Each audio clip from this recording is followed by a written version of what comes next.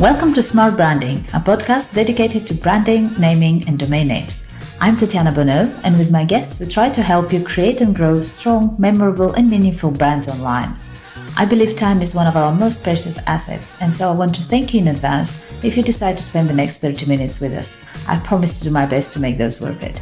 Let's go. So today my guest is Arcui. He's a humanistic brand strategist and the founder of Iaculus, a consultancy that helps entrepreneurs express their authentic brand to their right audience. Hi, and welcome to our podcast. Thank you for making the time. Thank you, Tatiana, for reaching out for this collaboration. It was really amazing when I heard about you guys, and I'm just excited to be on this podcast and provide as much value as I can to your audience and to anybody who's listening. Wonderful. Let's start with some background. Tell me a little bit about yourself and what led you to founding your own business. Well, honestly, I'm someone who gets bored very quickly, and I have ADHD, and I feel like that might be a cause of it.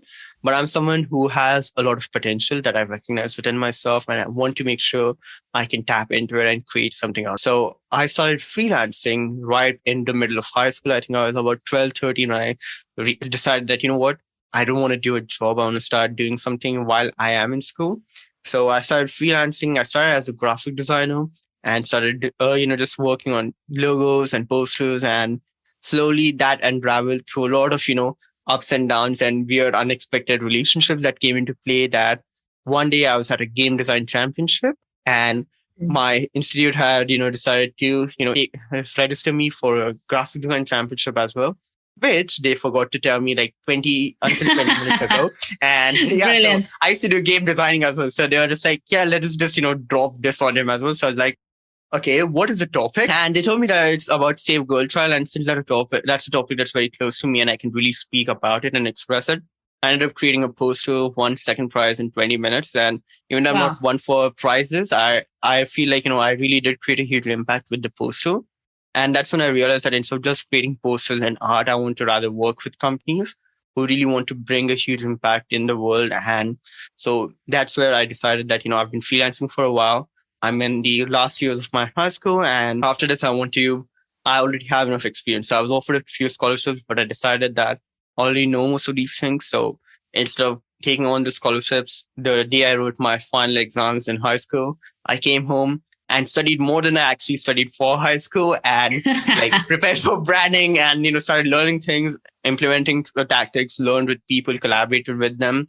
I'm someone who doesn't believe in textbook methods, but rather experimenting and learning stuff. And slowly, I found myself not just designing brands, but consulting people and helping them strategize their brands. And this actually happened due to a good friend of mine called Chris Doe, because he told me that the way I work is unlike instead of just taking orders, what I'm doing is actually I'm collaborating and helping them discover things. And I tap into emotions.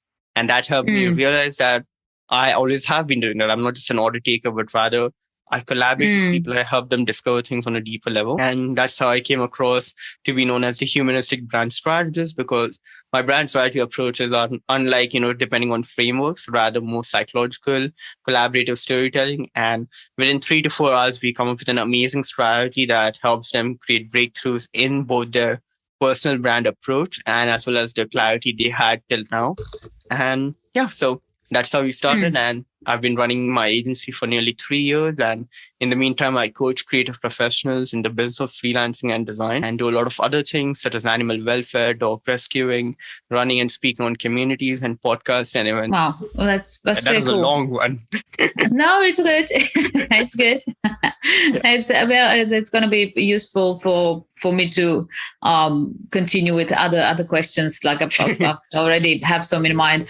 Before I jump into those, tell me a little bit about the name of your agency. It's quite an interesting name. What's the story behind that? So my agency is called Iaculus, and Iaculus is Latin for snake. And while I am a Slytherin, that wasn't really the reason for it, but rather that one, I wanted to make a dent and I wanted to create a different approach to looking at things, which is what I've always done. I'm known as the thought disruptor, and I wanted to do that. And snakes, while a lot of people look at it from a negative point of view, the way I see it, they are easily able to slither through problems and reach their goals regardless of the obstacles. And I wanted to do that for my clients. Wherever they were stuck, I would be the one person they would count on. They would come and I'd slither them away from their problems and create opportunities for them to succeed.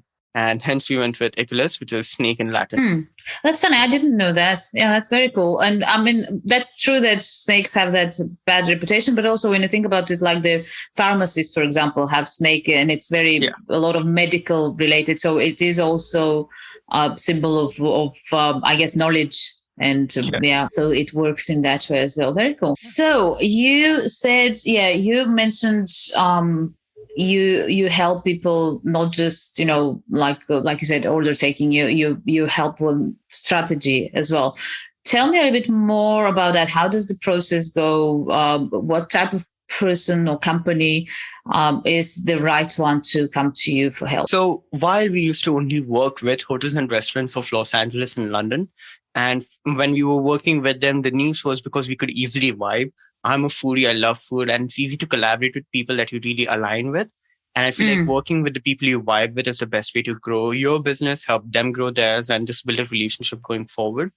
But after the pandemic, we did a lot of pro bono work. But after that, I decided that instead of just limiting myself being niched down to an industry, I wanted to be niched down to a mindset. And now we work with forward-thinking entrepreneurs who are growth-oriented. So anybody who doesn't want to just be limited, but rather grow, embrace whatever is happening around them and be able to change and thrive in this environment, we work with them and even with them because now it's easier to work with these people and we have a similar mindset and it's easier to collaborate on that level. So we are now, rather than being niched down to an industry, we are niched down to a mindset, and we have clients from different industries, different backgrounds. But anybody who is a great, friendly person who wants to create an impact and who really cares about their audience and who is forward thinking and growth oriented, who doesn't want to settle in the dust, but rather still keep growing as and when they can. Now, as per my approach, here's what I've always been telling my clients. They come to me, let that be a Zoom meeting or an in-person one if they decide to fly me out.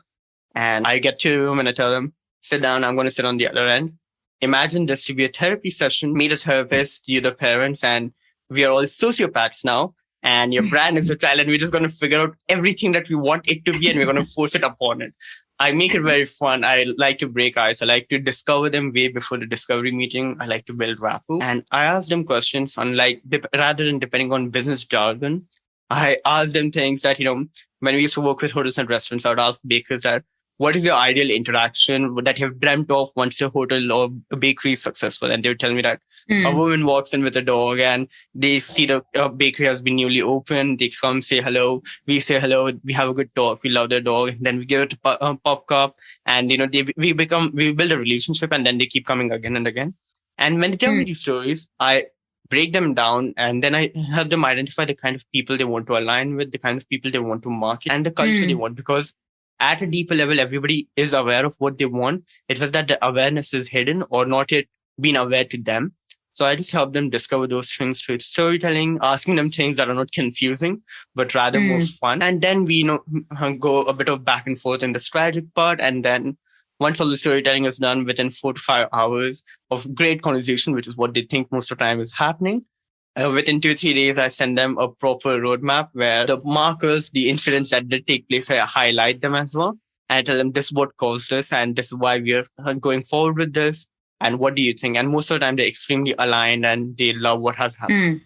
And I think that's very important and you kind of mentioned it now twice on different level. One was when you were describing the type of people you work with, and then you kind of do the same. You help your clients discover their ideal customers, which I think is very important nowadays, especially with technology and with social media.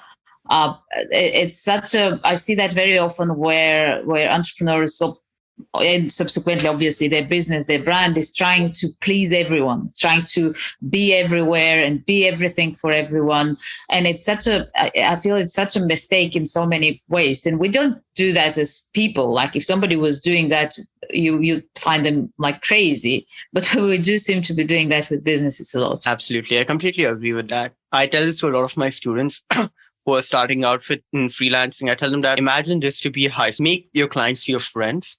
And just like in high school, you don't have to be friends with everyone. You don't have to be BFFs with everyone. Everyone can know about you. That's going to happen as you grow. But you just need to find the people you align with, you love spending time with, and do the same thing with you. Don't try to be for everyone, because then it leads to bad relationships, bad management from your end, but rather be with the people you really love spending time with, working with, who you would rather be happy to receive an email from rather than be like, oh my God, why is this person texting me right now? Yeah, Yeah. absolutely. So that we can definitely put as one of the mistakes that brand owners, let's say, often are guilty of. Can you tell me a little bit more about a few more? Like, is there anything that you would say, oh my God, if I could get people to stop doing that, that'll be like amazing? One thing, and this actually happened recently, I was coaching one of my, and I'm not going to release any names or anything about them, but what had happened was the student, they really loved the cause. They like me. They wanted to help particular cause.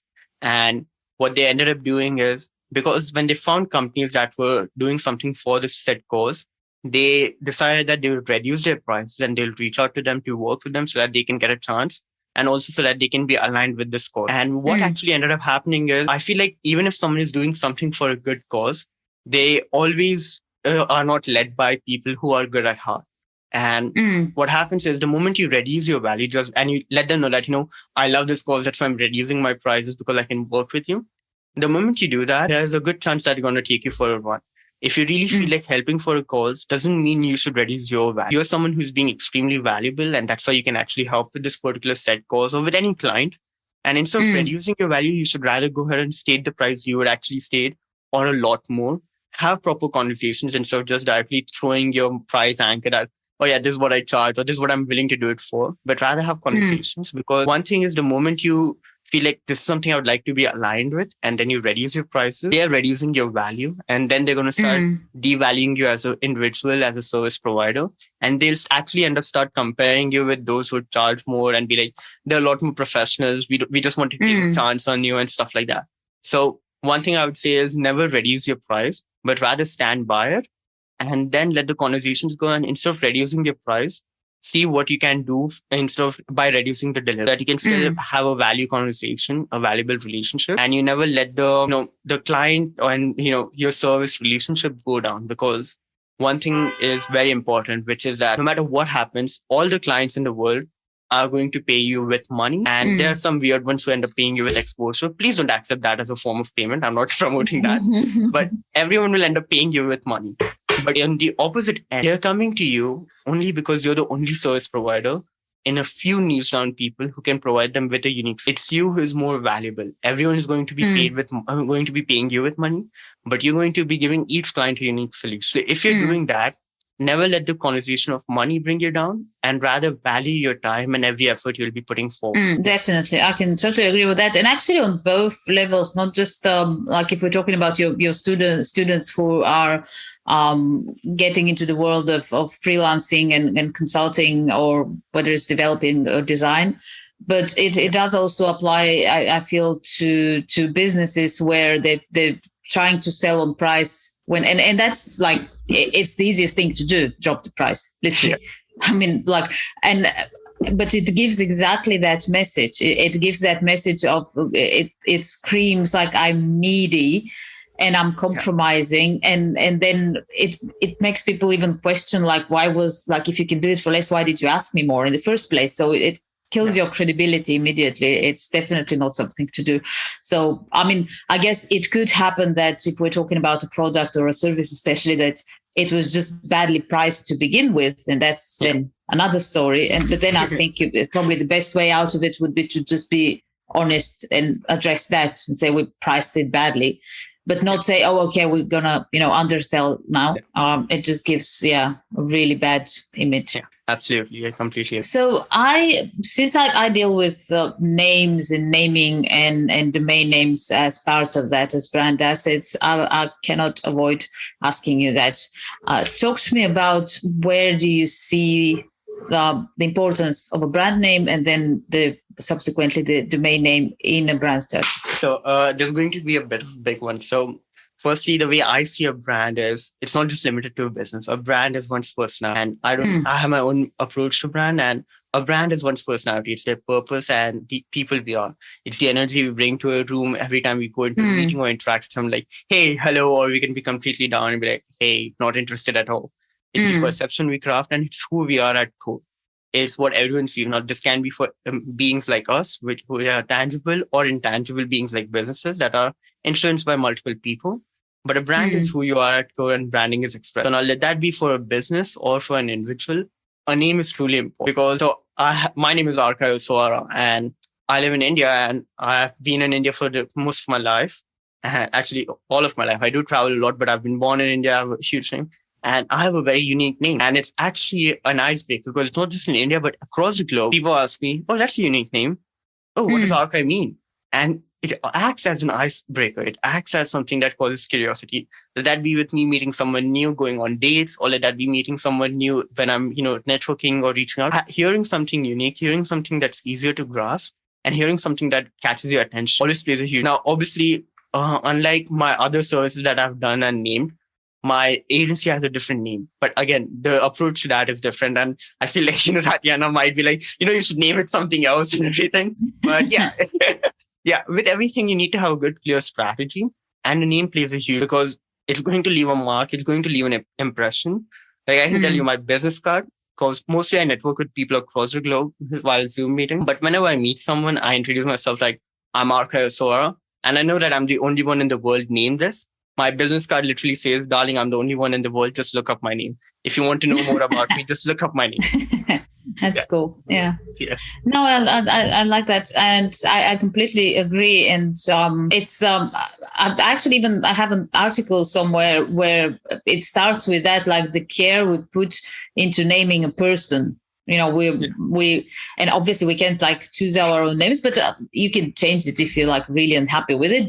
But yeah, when parents choose a name of or even with our pets, we're thinking, okay, what do I want to communicate? What does it mean to me? What sort of a whole background story to it? And there's so much that goes on, and then with companies, like people go like, oh, that will do. And it's even more complex actually when you think about it with a business, because it has to appeal and tell a story to an audience that is not necessarily matching you. You may not be your target market. And also, like we mentioned, we touched on some point, you actually opened up at the beginning, you were talking about you work with companies that are open to growth, looking forward, be prepared to change and to adapt, which I think nowadays has to be everyone. I mean, you just can't survive if you don't. But let's say,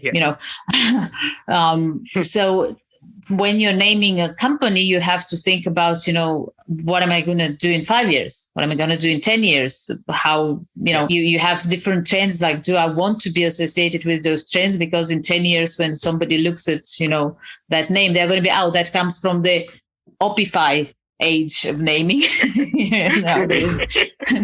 So you have to think about all those things. So it's really, really something that, well, I tell people oftentimes it's not even about like asking me for advice. It's just take it seriously. Like there's so much you can learn yourself, even online, but just don't say, whatever, it will do. Absolutely. And I feel like, if you mess up a name, it can go a very long way for you to fix that up. Especially, once it creates an impact and reputation, you may not think that it matters now that if you change it, but every time you make a decision for a business and you put it out there, it creates a huge impact. How do you, you mentioned something about brand personality, and it was on your website as well. And I want to touch on that a little bit, like for somebody who hasn't thought and is not familiar with the term. Talk to me a little bit about that. Well, my approach to that, again, is different. I don't believe in brand archetypes, because just like every individual out there, we are not limited to archetypes. We are similar to a lot, but we're not limited. We are a lot more defined. So what I believe is that how would someone feel when they interact with you, when they engage with you? How would you like? What kind of perception do you want to craft on? I have this worksheet where I call them the self-personality growth journey, where I literally ask people ask people around you, how do they feel when they engage with you? And whatever they tell you, if you align with that, that's great. If you like what they're saying, that's great. If not, ask them what's causing them to look at a particular behavior or a trait about you that's making them cause that impression of you. And if you want to change your personality, if you mainly for businesses or anybody who wants to grow into something better, I say introverts who are trying to be more extroverted. I'm like, you don't have to change or be someone else, but rather figure out what about you makes other people think certain things And what about someone else makes them think that, oh, this person is extroverted, this person is very energetic. Like for me, I use a lot of exclamation points in my writing because I'm energetic. I come to meetings with a bright energy. I'm always happy. I welcome people. I make them feel heard. And that makes them feel that, I'm someone who is really energetic and welcome. So the behavior I'm doing causes a particular reaction. So just reverse engineer that. But for businesses, whenever they're partners or it's beyond just one person, I literally ask them, what is the legacy that you'd like to leave behind? How do you want your someone calling or running into you as an individual? If your business was an individual, how do you want that conversation to be? How do you want them to feel? What tone do you have? Most of the time, businesses that are just run with one person, it's just, another extension of them. But sometimes it's a collaboration between a couple of people. But even then, once you can find the main personality and purposes, then it's easier to express that through your ads, that be you having a very sarcastic and chaotic ad because that's your personality, or your messaging being very bold and forward because that is a personality. But once you can figure out how it needs, then it's easier to express how it should. And on that, like once you figure out what that brand should be, and you work on the strategy and how to express that, how do you keep all that consistent across all different channels, and even down to I've had chats recently with some of my guests, and it kind of made me realize that, and also from personal experience, that it's really important nowadays. People don't just look at, that's what the brand is called and that's our label and that's how it looks and here it is and, package, that's it.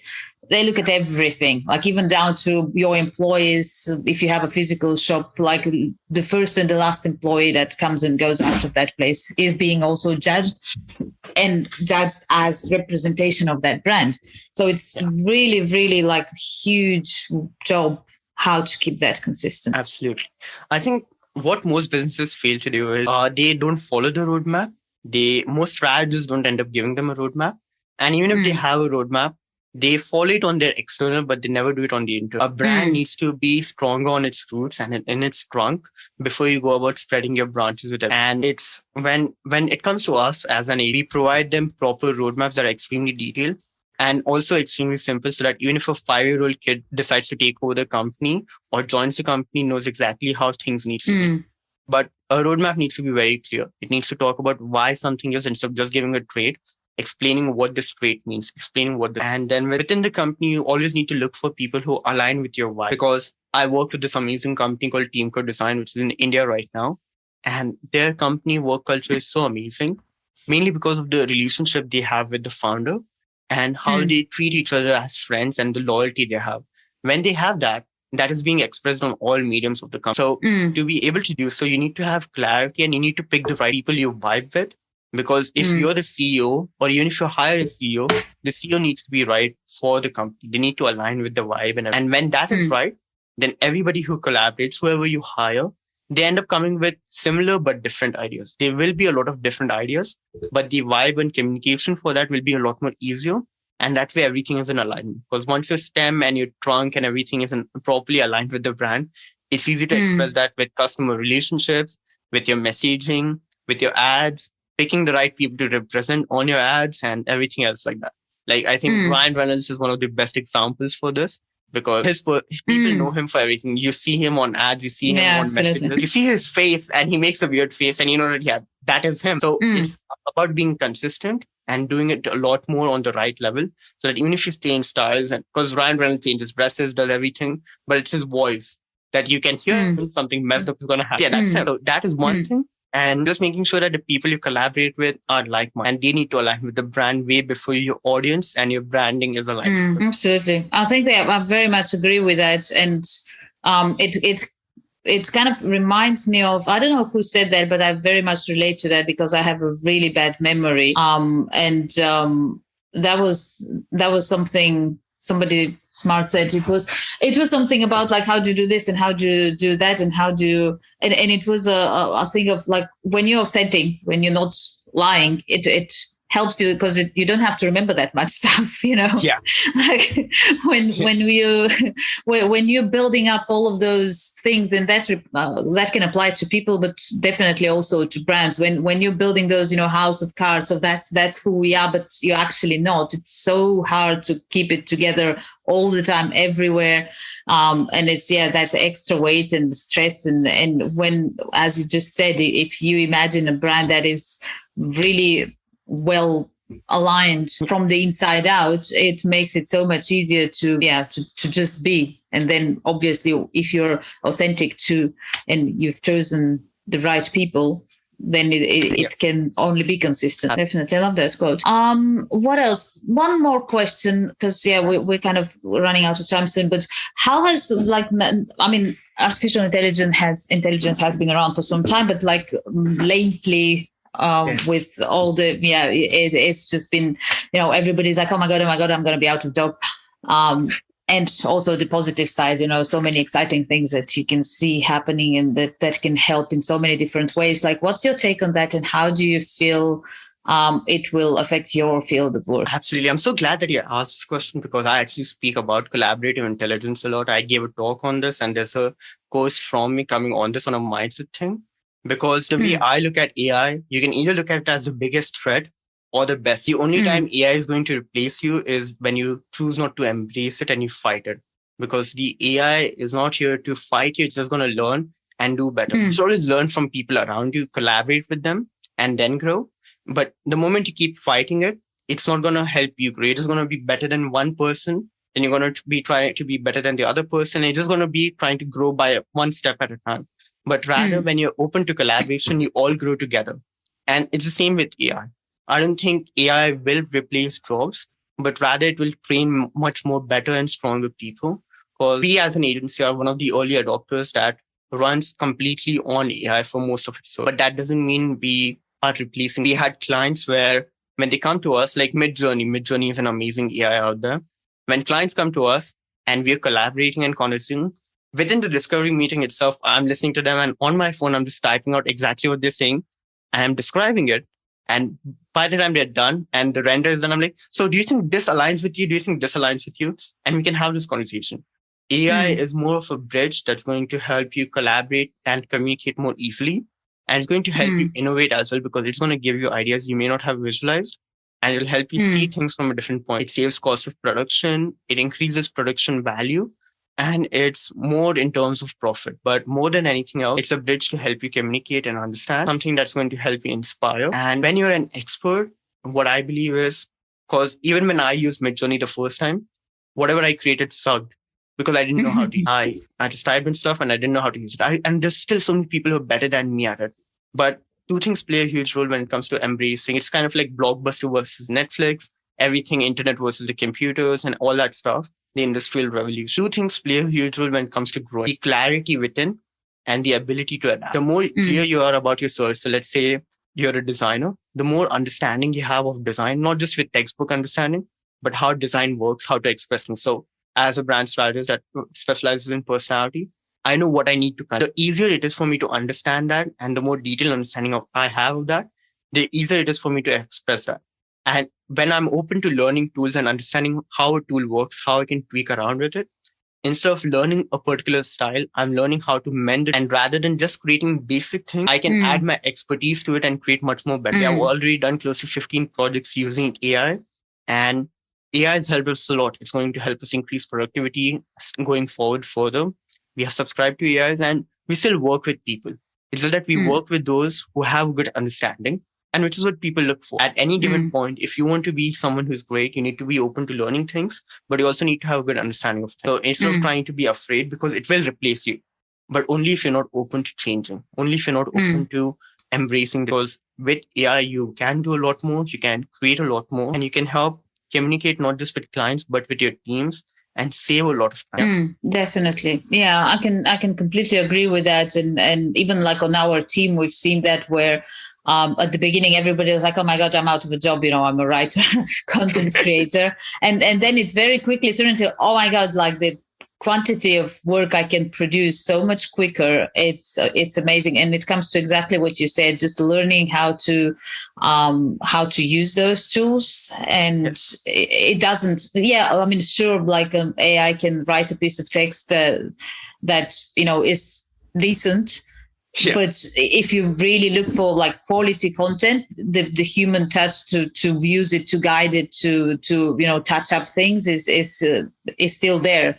So it's more about the people that will embrace that and be better at that than others. Absolutely. I would like to add something to it if you have the time, because sure. It's even with like, I'm guessing you're referring to copy AI or tools like that.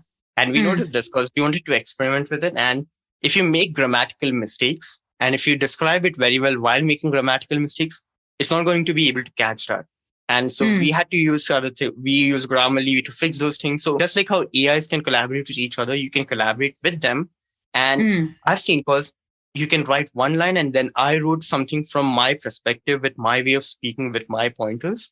And then I kept that in the AI, copy AI, and it came up with a much more detailed version sounding just like me to 80%. So the better your prompts, the more detailed it is, the way you express it, tonality and everything else, the more it learns. But you can still improve on it. It still gives you an inspiration to an approach. And then you can write 1,000 more words from a 3-4 lines that it generates for you because of the inspiration it creates. And it's learning from everybody. Like, let's say you try to outdo an AI. It's not going to be like, oh my God, Arcui outdid me. I'm going to do one better. And this is going to be like, oh, that's a nice way. Let me learn that. It's going to keep learning from everyone. And that's why it's growing. AIs learn with each other. They're programmed to do that. And instead of fighting, they're just going to be learning, but they're always going to be their better version. They're not going to be better than Arcui, better than Tatiana, better than anyone else, but their better version. And you need to have that mind. Learn from everyone, see what they're doing, and then grow on your own. Yeah, definitely. And I feel like there's a bit of I was looking for an analogy of people like panicking about, or also, like you said, thinking, yeah, but that's not me who wrote it. It's like, well, kind of. It's a collaboration, but it is you with that machine. And it's, I could have done some research to that piece of software. It took it like a few seconds. It would take me hours, maybe days even, but it's still me doing the work. It's like saying, oh, okay, that's not, that doesn't count as a good job because I didn't go to the library and pull out all those books and, open them and read them like in the old days. It's, it's the extension of that. Absolutely. It's the innovation, because it's just helping you innovate further. And you might think that it's just one way, but no, it's a two-way. You inspire the AI to create things by your clarity. And then it picks up on that and it inspires you back. It doesn't give you a final solution, but rather it gives a different approach. Now, you can obviously accept one of the best solutions it creates, but it still inspires something in you to consider them over everything else. And that leads to you thinking about it from a different point of view, and it creates more impact. And so instead of thinking that you didn't create it, you did. You just collaborated with others. It's the same thing as how people had views on art and digital art. And then, how printing, like, oh my God, I hand wrote this 1,000 times and you just typed it once and you print 1,000 copies. Yeah, but the value in it, the message, the words, the empathy and sympathies that you had, they are still yours. And you're just expressing that. So it's still you. Every intent is yours, and it's just helping you do it better. Absolutely. Yeah. I don't know, for some reason, as you said, writing and typing, I had that flashback memory of my granddad. He wrote his autobiography like on a typewriter. Yeah. And he did like with copy paper. He had 2 or 3 versions, and it took like super long time to type it. And those are the only versions that exist.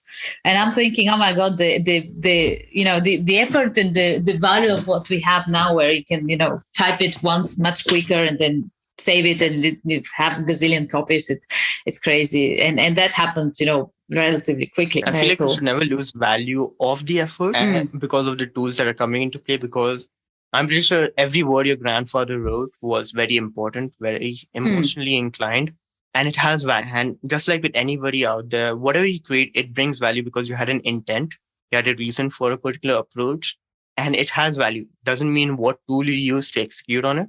It has value and you did something. And that's what truly matters, because your clients or whoever you provide a service to, they're not going to ask you, oh, did you make this using an AI? They're just going to love it if you can create something that helps them. And we have seen clients who are replacing creatives. They're like, oh, we can do Mid-Journey and we can still do it. And we encourage them there. Yeah, sure, go forward with it. but the expertise I bring to the table to mid-journey and stuff like that is going to be different. And that's what you really need, because you can do mid-journey. I'm pretty sure you must have already tried it, but there's a reason if you're still approaching it. It's just that. Yeah, wonderful. Yeah. Well, that's been an absolute pleasure. Last thing, very quickly, where can people reach you? So I am reachable on Twitter now, which is always _Arcui, or on LinkedIn, which is Arcui Usoara. Or if you want to really build a good relationship with me, you can always reach out to me in my own personal community called community.iaculus.com. I'll be sure to provide Tatiana with all my links and URLs so that you can reach out to me. But whenever you are, wherever you are, please feel free to reach out. If you want to connect with me, I'm always happy to connect with people. I try to connect with one new person a day, every day.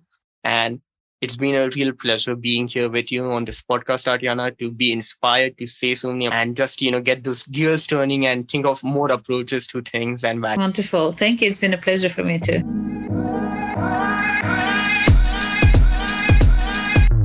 Thank you for joining us in this episode of Smart Branding Podcast. Feel free to visit smartbranding.com for more information and reach out if you have any suggestions, questions, ideas, or just want to learn more about how a good domain name strategy can help you build a strong and successful brand.